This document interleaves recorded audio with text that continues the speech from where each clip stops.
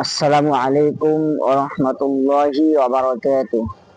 সম্মানিত দর্শক শ্রোতা, আজকে খুবই গুরুত্বপূর্ণ একটি কথা বলতে যাচ্ছি আপনাদেরকে। দেখেন সমুদ্র, এই সমুদ্রে ঢেউয়ের সাথে সাথে ফেনা আসে।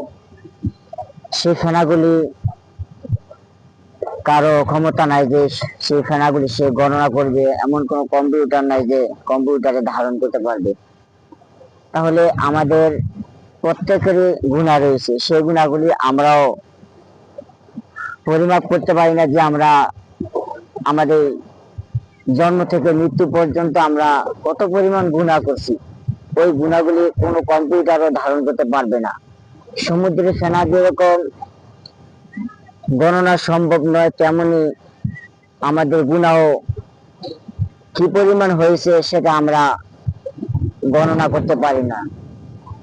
তাহলে এমন একটি দোয়া রয়েছে, যে দোয়াটি আপনি যদি দিনের বেলা 100 বার পাঠ করেন, তাহলে আপনার সমস্ত গুণ আল্লাহ রাব্বুল আলামিন ক্ষমা করে দেবেন।